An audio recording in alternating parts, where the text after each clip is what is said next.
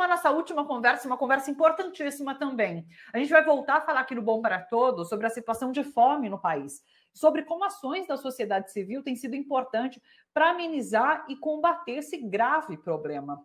Quem nos acompanha na nossa conversa é a Adriana Salai, que é historiadora, pesquisadora de hábitos alimentares. Atualmente, a Adriana desenvolve doutorado em História Social na USP sobre a fome no Brasil e toca o projeto Quebrada Alimentada, que é junto com a equipe do restaurante Mocotó, que é um restaurante de comida nordestina, referência aqui em São Paulo. Oi, Adriana, tudo bem? Um prazer te receber aqui. Tudo bem, o prazer é meu. Obrigada pelo convite. Adriana, assim, vamos começar falando sobre essa situação da fome no país. A gente já viveu uma situação bastante dramática e daí essa pandemia chegou para assolar ainda mais nossa população, enfim. Essa situação, inclusive, piorou, né? Eu queria que você falasse um pouco sobre essa situação que a gente vive hoje aqui no país, Adriana. Sim, a gente tem que começar com o mês passado, por exemplo, em setembro, que saiu a divulgação dos dados da POF, que é a Pesquisa de Orçamento Familiar, feita pelo IBGE, que mostra que em 2018 o índice de fome no Brasil já tinha aumentado muito, na faixa dos 43%. E aí, então, a gente já tinha muito mais famílias do que antes numa situação de fome.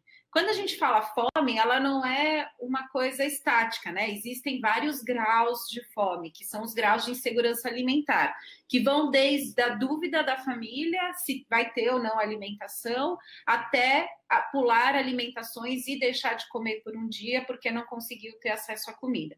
Então, nesses diferentes níveis de fome, a gente tem hoje, em 2018, 36,7% do Brasil. Isso numa situação pré-pandemia. E aí, o que acontece numa situação de pandemia? Muitas pessoas perderam o emprego ou tinham um emprego informal que deixaram de ter por conta desse momento. Então, essas famílias que não estavam nessa situação necessariamente de insegurança alimentar são colocadas numa situação de fome e, às vezes, uma família que estava numa situação leve tem a situação muito agravada por conta da pandemia. A gente não tem dados exatos do que está acontecendo, porque as pesquisas que deveriam estar sendo feitas não estão sendo feitas, mas a gente tem comprovação pelos vários grupos da sociedade civil que têm se organizado, que hoje a gente vive numa crise de fome, porque no país que a gente está, fome e renda estão diretamente ligadas. Então, se a família tem uma perda de renda, consequentemente, ela vai ter o aumento da fome. Nesse contexto, você é uma das criadoras da campanha Gente é para Brilhar, não para morrer de fome. Inclusive, agora na Semana Mundial da Alimentação, em outubro, vocês distribuíram mais de 25 mil marmitas por todo o país.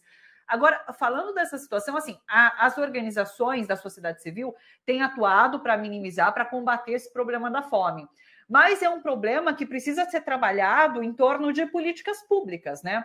E a gente não vê essas políticas públicas sendo trabalhadas, ao contrário, a gente tem visto um desmonte dessas políticas. A gente falou bastante aqui no Bom para Todos, por exemplo, daquela política de estocagem de alimentos para fazer com que o preço não subisse, e o arroz aumentou o preço por conta da destruição dessa política pública, né? Então, assim, qual a importância da atuação dessas organizações para minimizar esse problema e como isso pode auxiliar na formulação de políticas públicas? Muito bem colocado. A gente entende, enquanto organização da sociedade civil, que a gente vive um momento de crise. Então, quando a gente está num momento de crise, a gente precisa atuar em dois sentidos: na contenção de crise e em formulações estruturais, que é como o governo, nas diferentes esferas, deveria atuar também. Então, se a gente está num momento de crise, por exemplo, a gente precisa distribuir comida, porque se essa família não tem comida, como ela vai acessar outras questões da vida dela se ela não consegue nem se alimentar? Pensando nisso, a sociedade civil tem cumprido nesse momento um papel fundamental que, como bem você falou, deveria ser do Estado. É papel do Estado garantir uma alimentação adequada e saudável para a sociedade, mas nesse tipo de Estado que está colocado hoje, isso não vai acontecer sem uma pressão popular. Então, houve uma mobilização imensa da sociedade civil. que precisa ser encaminhada, como você bem falou, para um debate público e político, porque essa mobilização de contenção de crise, ela também é limitada dentro dos setores da sociedade civil. A campanha Gente é para Brilhar, Não Morrer de Fome, ela vem justamente da observação de como a sociedade civil tem se mobilizado para fazer uma contenção de crise, como o MST, por exemplo, que tem um trabalho de formação, de transformação da sociedade, mas que entende que num momento de emergência é preciso agir na emergência também, e de outros grupos, como aqui o Quebrada Alimentada, que é um projeto bem menor, que está localizado no extremo da Zona Norte de São Paulo.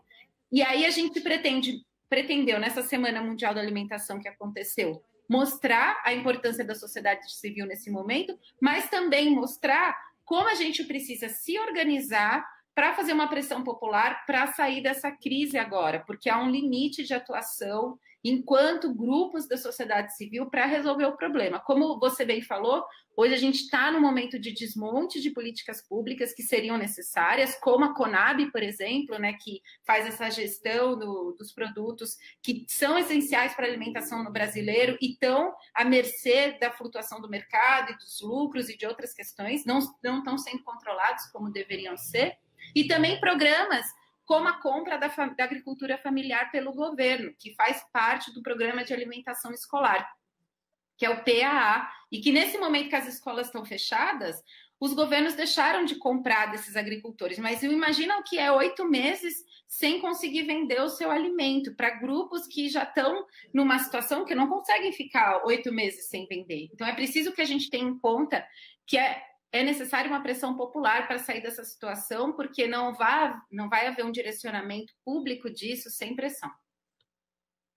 Essas pontes não estão sendo criadas, né? Tem o alimento sendo produzido, mas não tem essa ponte para levar para quem está precisando, né?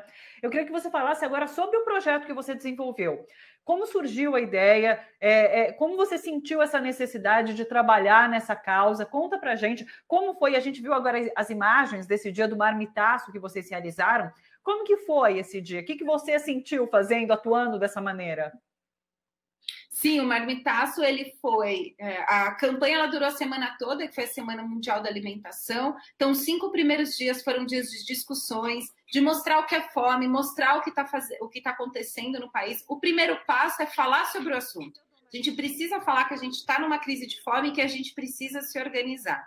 E depois, no sábado e domingo, a gente fez o marmitaço, que são essas imagens aí, que foi a distribuição a partir da sociedade civil de alimentos para pessoas que estão precisando desse momento, para mostrar a potência, porque o que a gente pensa, eu, enquanto Quebrada Alimentada, eu sou um grupo.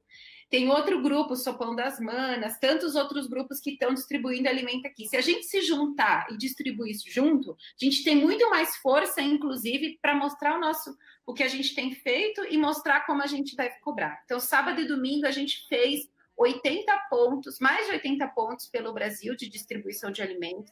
Distribuímos mais de 25 mil refeições entre toneladas de cesta básica, de produtos in natura, para famílias em vulnerabilidade social. E essas imagens, elas são da ocupação Jardim Julieta, que é muito simbólico, porque foi uma ocupação que surgiu na pandemia, e hoje tem 800 famílias aqui perto do restaurante Mocotó. E a gente entende, como você bem colocou, essa ação como uma ponte, porque a gente compra da agricultura familiar, que está com esse problema de escoamento nesse momento, para passar para quem mais precisa. Então, nesse dia foram mais de 3 mil refeições doadas para esse lugar, mostrando que gente é para brilhar. E mostrar para essas famílias que, em primeiro lugar, não são só elas que estão nessa situação de vulnerabilidade, que isso é um problema estrutural e que hoje está intensificado e que a saída para isso é a organização da sociedade. Vamos dar o site para quem quiser conhecer, é genteprabrilhar.org.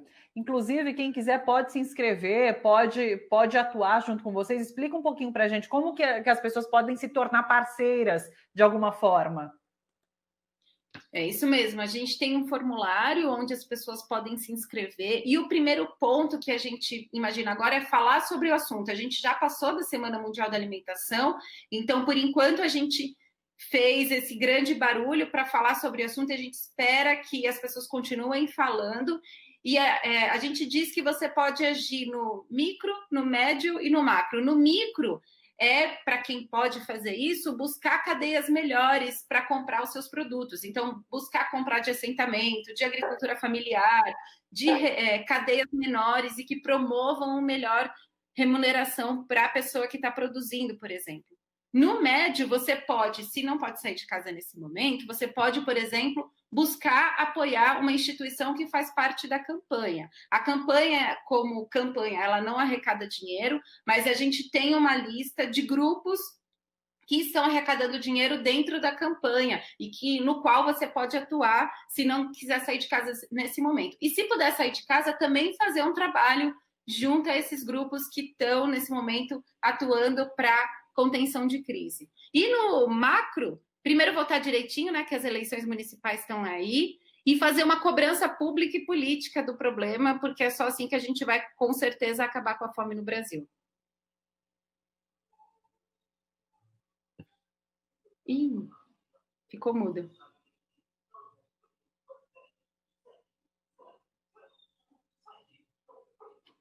Tá mudo para mim.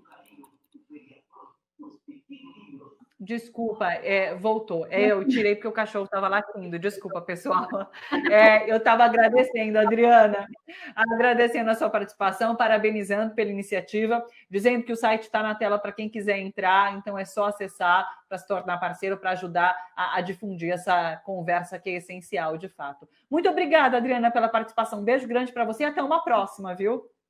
Obrigada a vocês. Obrigada pelo convite e parabéns pelo trabalho.